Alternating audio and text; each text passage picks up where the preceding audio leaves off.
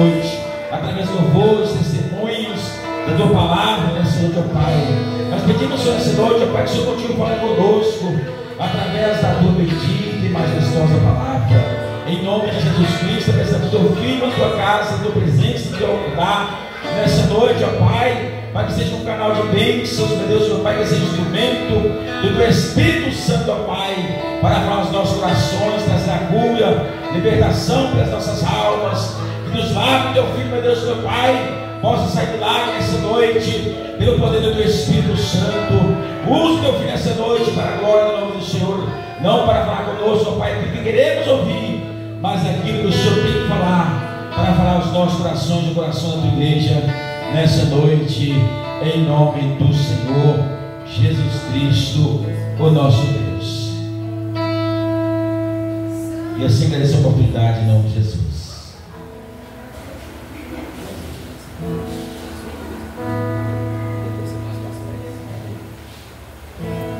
Cumprimento a igreja com a paz, Senhor. Amém. Glória a Deus, aleluia. Para trazer a palavra do Senhor, sem muita demora, vamos abrir em Mateus, capítulo 27, versículo 16. Glória a Deus, aleluia.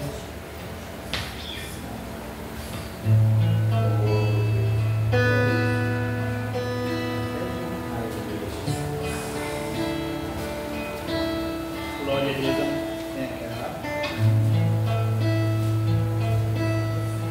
A palavra do Senhor diz em Mateus, capítulo 27, versículo 16. Que assim diz a palavra do Senhor. E tinha então um preso, bem conhecido como Barrabás. Portanto, estando ele reunido, disse-lhe Pilato: qual quereis que vos solte, Barrabás ou Jesus, chamado o Cristo? Porque sabia que por inveja havia lhe entregado. E estando eles assentados no tribunal, a sua mulher disse: não entre nessa questão. Disse o justo: porque num só sonho muito sofri por causa dele. Versículo 20.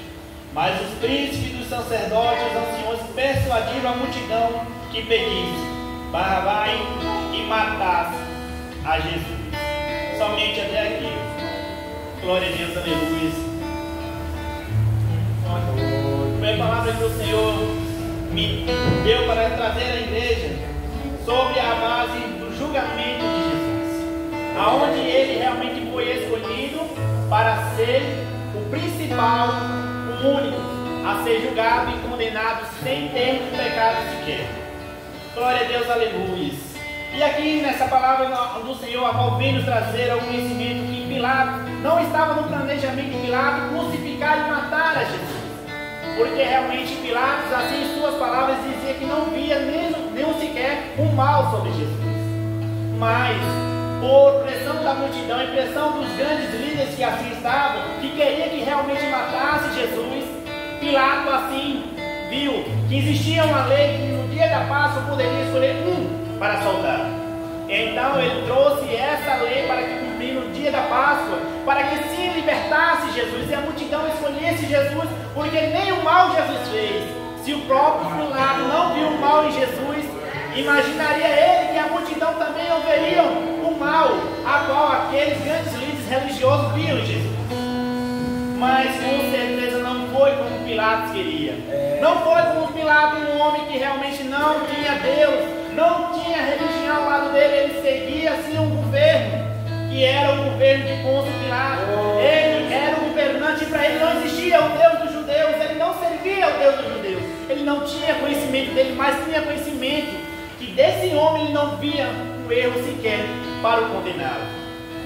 Mas infelizmente, por mais que Pilato persuadisse, por mais que Pilato botasse pressão e falasse para que Barrabás viesse ser condenado, os líderes não aceitaram. E assim persuadiram Pilato, se ele, caso não crucificasse a Jesus, ele poderia perder o seu lugar no comando como governador. E Pilatos ficou entre a parede. E mais medo teve Pilato quando a sua mulher teve uma grande visão.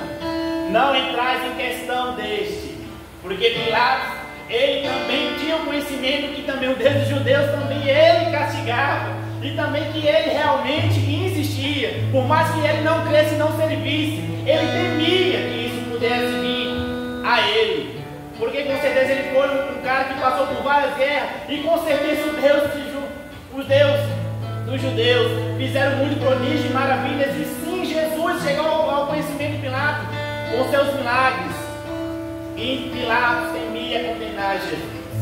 Pilatos temia julgar Jesus para ser condenado. É tão provável que Jesus foi levado para Herodes. Herodes disse: não, eu não o condeno, volte, vá Pilatos, eu não vou condenar esse homem. O próprio Herodes temeu julgar Jesus, porque realmente Herodes conhecia o Deus dos judeus, e conhecia, ele temia.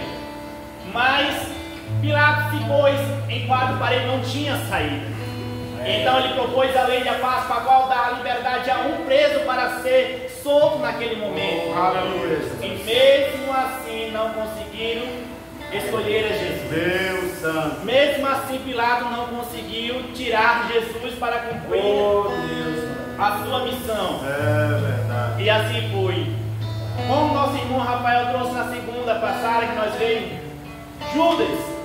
Judas traiu Jesus por 30 moedas. Mas realmente os maiores traidores foram aqueles que realmente recusaram aceitar Jesus naquele julgamento. Os maiores traidores que realmente levaram Jesus à cruz não foi Judas.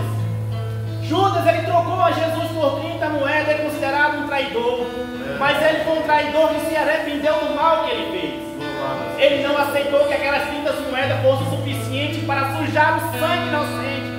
E ele foi até onde ele pegou aquelas moedas e devolveu. E disse: não quero eu essas moedas sujas de sangue. Pois não era a intenção de Judas ver Jesus sendo crucificado. E por esse motivo veio Judas o grande arrependimento de tal coisa ter feito.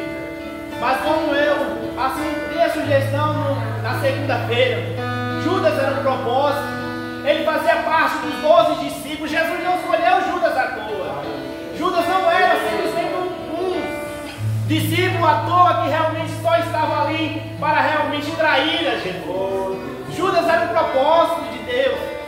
Ele foi escolhido, por mais que o caminho que ele escolheu foi o caminho de abrir mão da sua própria vida pela sua própria queda no pecado, de ter traído Jesus por 30 moedas. E realmente, se nós formos parar para ver, Judas não foi realmente o total traidor que levou Jesus à crucificação. Porque a Bíblia nos relata que em nenhum momento Judas tinha intenção e pensava que tal coisa Jesus iria ser morto por causa de 30 moedas. Ele não pensaria que Jesus iria à cruz por causa de uma traição de 30 moedas. É tão provável que ele se arrependeu do ato que fez e lançou as moedas, porque ele disse que não queria aquele dinheiro sujo que estava ali, porque o sangue inocente iria ser derramado por 30 moedas de prata.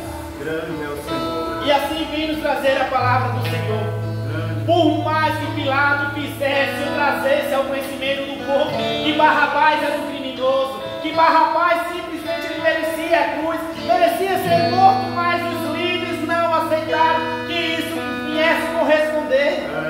Não aceitaram que Jesus poderia ser inocentado naquele momento. A Bíblia também nos conta as histórias que nos fala que os portões foram fechados, ninguém podia entrar para falar que condene Barrabás e solte a Jesus. A Bíblia fala que eles persuadiram o povo na multidão para gritar que crucificasse Jesus. O povo deixou que realmente os líderes naquele momento fizessem ele negar aquilo que Jesus tanto fez enquanto estava no meio deles. Eles traíram a Jesus. Deixaram que aqueles líderes entrassem na cabeça deles para crucificar Jesus e soltar um dos maiores criminosos, que naquele tempo era Barrabás. Um cara que organizava para ter briga, para ter guerra, um cara que roubava, que não tinha amor nenhum por ninguém. Foi passado como santo, como merecedor de não ser condenado a cruz. Assim vivemos no tempo de hoje. Os romanos não mataram Jesus.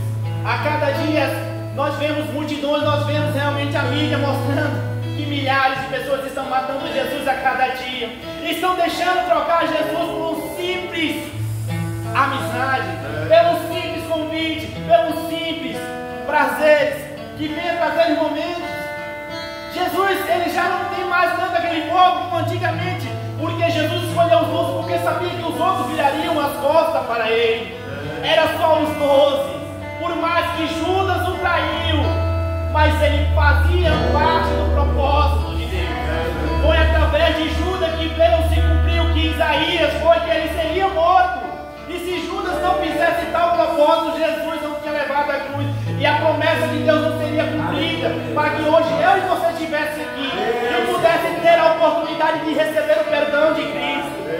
A morte de Jesus não foi nada mais do que uma remissão dos nossos pecados. Uma oportunidade para nós que estava despido da glória de Deus. Se realmente Jesus não fosse crucificado, nós estaríamos distantes, submetidos a líderes que traziam a palavra em vez de trazermos a Cristo. E através daquele dia se houve um lado, se houve um fechamento e foram-se as mansas foram caídos por terra. E todos nós tivemos o direito de termos a ligação com Cristo, com Deus face a face, através da crucificação de Cristo. Tu és maravilhoso. Em prova de amor por mim e por você.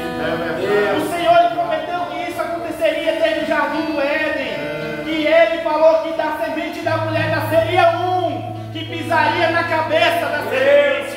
E quem foi esse Jesus? A Bíblia fala que é o terceiro que ele desceu ao inferno e tomou a chave na morte. Aonde Satanás tinha domínio sobre a morte, ele já hoje não tem mais. Porque o dono da vida hoje comanda. Hoje ele é o superintendente de tudo.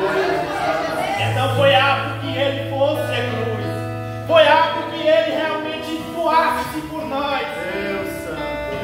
E a Bíblia fala, não teve jeito.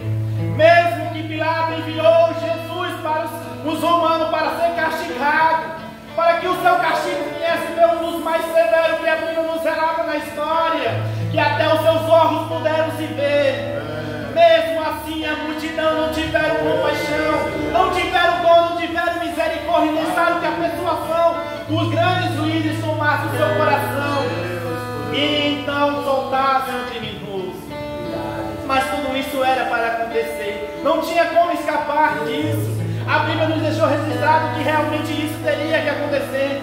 Nós querendo ou não, isso iria acontecer. É tão provável que no dia que Pedro chegou até Jesus, como Jesus disse, que ele teria que morrer. E Pedro disse, não, Senhor, você não vai para Jerusalém, senão você vai morrer. Você não pode morrer. No mesmo momento, Jesus o repreende Pedro. Pedro, afastar de mim, Satanás. Dando saber que realmente ele teria que passar por esse incidente, para que eu e você viesse realmente saber o valor que eu e você temos. Foi um sangue raro que foi derramado na cruz. Foi um sangue precioso que foi derramado na cruz por mim e por você. Ele fez tudo isso para que hoje eu e você viesse saber o quanto somos valiosos para ele. O sangue dele não foi derramado por em vão. Não. Porque realmente antes dele ver crucificado na cruz, antes dele se ver pregado na cruz, sendo rejeitado pela multidão a quem ele tanto alimentou, a multidão a quem tanto ele fez um milagre, a multidão a quem tanto acompanhou e pescou realmente ali à vista de tudo que Jesus fazia. Bilhões de pessoas seguiam Jesus e participavam dos seus milagres, mas no dia da sua crucificação não se achou ninguém. Não se achou os 12, se achou um, João, que estava ao pé da cruz e não deixou que Jesus estivesse só. Todos os deixaram Jesus de lado, foram embora. Pedro negou Jesus, o homem mais valente que a Bíblia relata dos discípulos, o homem que tentou matar o soldado por prender Jesus. Foi um que negou a Jesus mais do que os outros que fugiram. Mesmo assim, o Senhor não abriu mão dele. Aleluia. Nós negamos a Jesus todos os dias. Todos os dias nós temos os nossos pecados, nossas falhas. Mas o Senhor disse que não desiste. Ele não desistiu de Pedro. Ele fez de Pedro uma das grandes penas a qual o inferno nenhum iria realmente estar acima dele, porque ele será a rocha.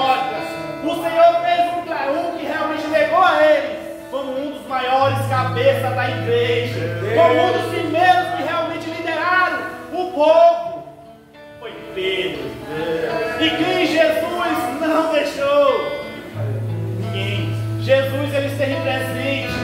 Ele não abandonou ninguém. É tão provável que na sua ressurreição Jesus ainda esteve com o seu povo 40 dias. Ele esteve mostrando a todos que ele não morreu, mas ele se ressuscitou, mostrando que todos lá atrás morreram, que todos aqueles deuses aqui outros adoravam têm o seu túmulo com os seus ossos, mas o único que realmente não se encontra em túmulo nenhum, seu osso, seu sangue nenhum, é o túmulo de Jesus. Ele sim ressuscitou, mostrando a todos que ele sim é o Deus, e sim que ele veio realmente salvar a humanidade, trazer ao entender que realmente ele é o único intercessor de Deus entre os homens. Ele é o único que leva a nossa petição ao Pai. Ele é o único, ele disse: eu sou o Pai, o Pai está em mim, eu estou nele. Ele não se fez diferente do Pai quando esteve na terra, mas ele sempre deixou claro: tudo tem que se cumprir. Eu não vim para tirar a lei, eu vim para cumpri-la. Mas a Bíblia fala que muitos estão submissos à lei, e é a submissão da lei que muitos pecam. Hoje nós estamos no momento da graça, porque a lei acabou no momento em que Jesus foi crucificado. A lei nos deixava com um jugo pesado, porque realmente tinha uma lei que nós deveríamos cumprir, a qual foi dada pelos profetas, e Jesus veio nos trazer o que? O jugo, porque aquela lei ele cumpriu, quando ele foi morto e crucificado. Aleluia, meu Deus! E ele nos trouxe a graça, ele nos trouxe a responsabilidade do peso que nós carregávamos para si, ele tomou nossos fardos. Ele disse: eu não vou dar peso, fardo maior, qual vós não podeis carregar, pois eu irei carregar o maior fardo com vocês. Eu não irei abandonar, eu irei até o fim do século. Ele disse: eis que vou ao Pai, mas não vos deixarei órfãos. Eis que enviarei o Espírito Consolador para que esteja convosco até o final. Aleluia! O Senhor não foi embora, ele se encontra no nosso meio. Aleluia! Ele se encontra no nosso meio, assim como Deus se fez presente no meio da multidão, através do nosso Senhor Jesus Cristo, que ali estava como 100% Deus, como 100% homem.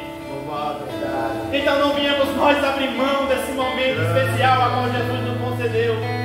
A palavra da cruz é loucura para quem não entende, mas é salvação para quem a ela tem. É salvação para nós. A cruz é o símbolo que realmente nós tivemos a oportunidade de hoje sermos redimidos e sermos chamados filhos do Altíssimo. Saiba que você não é um qualquer um. Saiba que realmente Jesus não te fez como qualquer um. Muitos morreram, muitos morrem até hoje por esse evangelho, mas eles não morrem, eles morrem em Cristo. Porque aquele que morre em Cristo, aquele que morre por Jesus em Cristo, ele não morre, ele vive. O próprio Paulo assim diz: morrer para o mundo é viver para Cristo. Aleluia, meu Deus. Quando morre 10 milhões nascem. O Senhor ele não nos deixa off, a palavra dele a cada dia vive, a cada dia nos faz entender que realmente ele está contando com você, comigo e com todos. Ele não vê multidão, ele vê qualidade. Ele no meio da multidão ele escolheu 12. É verdade. No meio de milhões que seguia Jesus, simplesmente 12 foram escolhidos para fazer parte do grande ministério. Aleluia. Você faz parte do ministério. Hoje não tinha muito, mas você foi escolhido para estar aqui hoje. E saber que a multiplicação faz parte de nós estarmos aqui.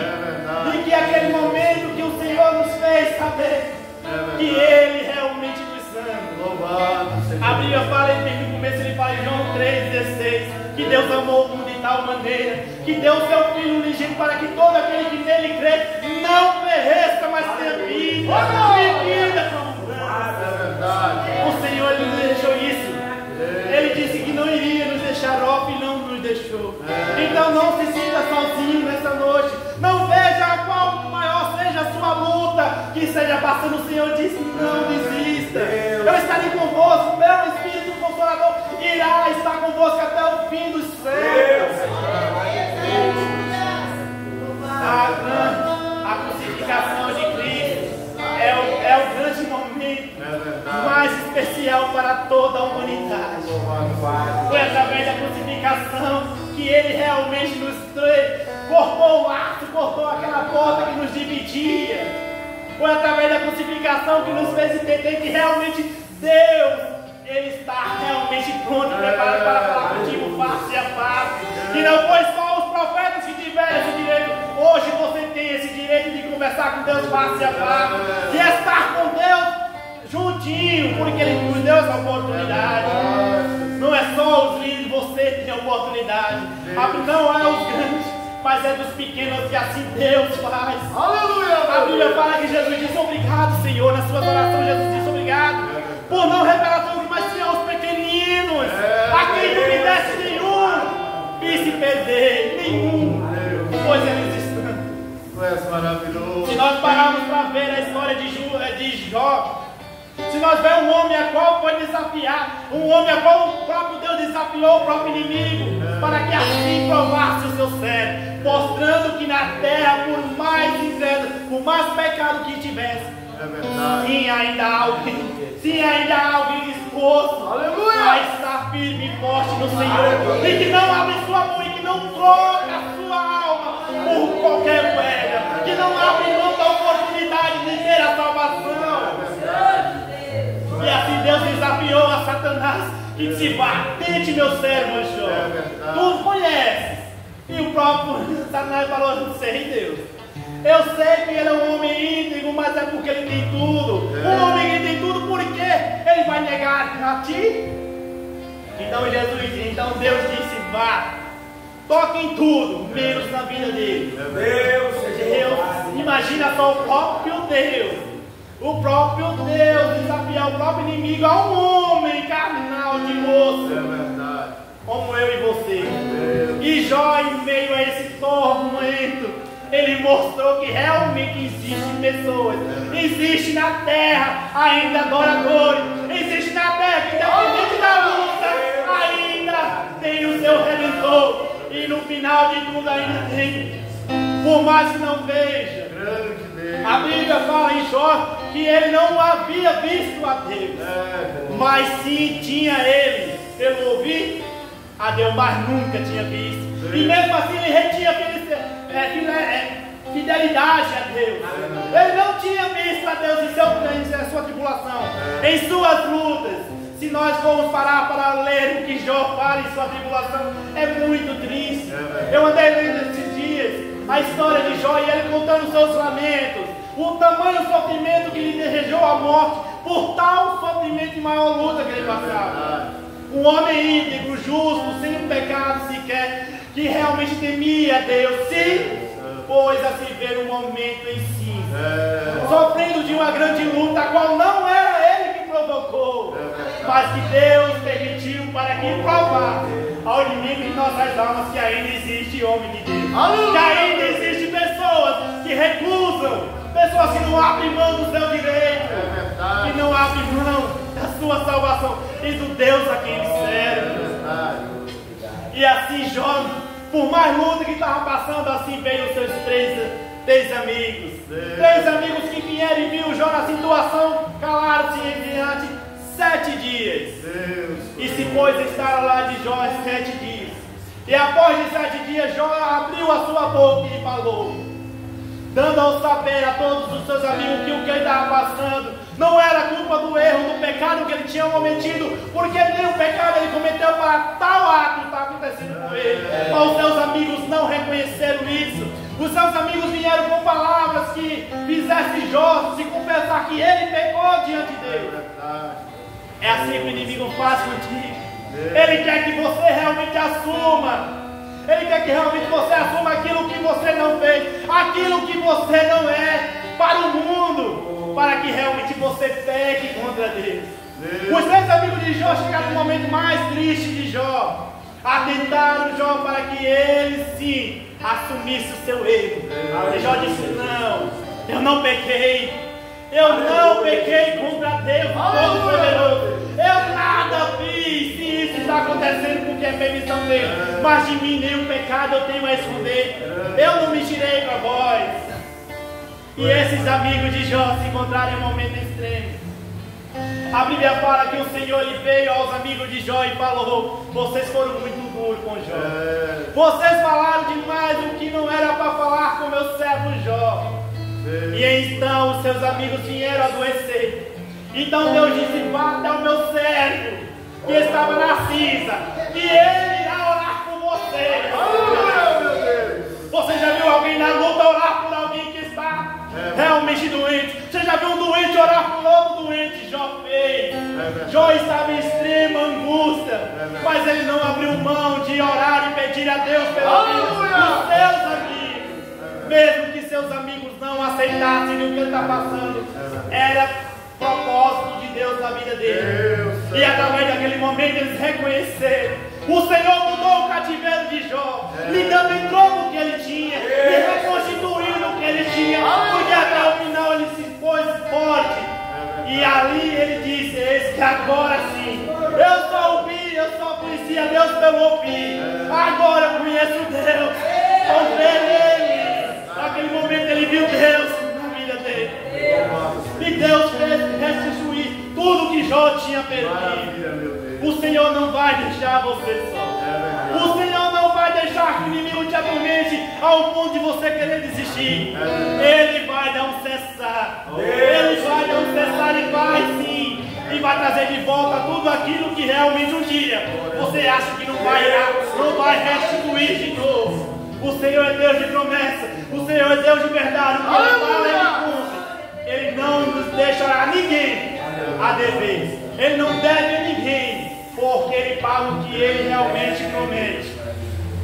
E assim foi o que fez a crucificação. O Senhor cumpriu com a sua promessa que haveria um que pisaria na cabeça da serpente. E Jesus ressuscitou. Jesus trouxe a saber que realmente o Senhor cumpre, que realmente o Senhor está apto a não deixar de rezar a sua vida se Ele vai prometer. Não abra mão da sua, não abra mão, não saia de Jerusalém, não corra para o Egito, permaneça firme, porque é lá que o Senhor vai te encontrar com. Aleluia! Não saia de lá, se mantenha que o Senhor irá aparecer assim, como Ele apareceu para aqueles discípulos. Ele disse: se guarde lá que eu irei ao encontro deles. E o Senhor foi, dando saber que realmente Ele é o Deus único, Ele é o fiel, verdadeiro. Ele sim é aquele que não abandona. Ele é aquele que, por mais que Deus ele irá ressuscitar para ir ao encontro seu. Ele irá mostrar as provas de suas mãos, que Ele foi cravado injustamente, mas por uma causa nobre, por amar a mim e a vocês. Por amar a mim e a você, a causa dele foi nobre assim. Ele não abriu mão. E assim a crucificação do Senhor Jesus veio nos trazer realmente a oportunidade de termos Cristo, de termos realmente hoje o verdadeiro Deus, de termos hoje a oportunidade e a comunhão de realmente vermos a Deus assim como Jó disse: eu simplesmente conhecia Deus pelo ouvir, mas hoje eu conheço a Deus pelo ver. E é o que Jesus fez nós ver que realmente Deus existe e que Ele não abandona a nenhum. Em nenhum momento de crise o Senhor, Ele há de comparecer na minha e na sua vida para fazer mover, independente das ondas do mar, independente que as ondas sofrem, independente que o povo se apavore, o Senhor, Ele vai aparecer no meio. Ele vai aparecer na noite escura e sombria da sua vida. Ele irá aparecer e irá dizer: Ele, não se assombre, sou eu. Pedro diz: é um fantasma. Eu apareci para tirar de você, para fazer o mal que está regindo contra você, para que viesse hoje te dar refrigério. E assim o mar parou. Assim as coisas se aquietaram, porque o fantasma que era visto de longe, ao ver chegar o próprio Deus dizendo: eu estou presente. Vocês estão no mar sozinhos, mas eu vou ao encontro. E ele foi para um encontro especial, andando sobre o mar. Enquanto os discípulos já estavam à distância, o Senhor compareceu andando. Aleluia! Ele irá comparecer na escuridão a qual você acha que está. Ele irá comparecer no mar que está bramindo contra a sua vida. Não se assombre, não é um fantasma, é o próprio Jesus comparecendo. Que Deus venha abençoar a toda a nossa comunidade.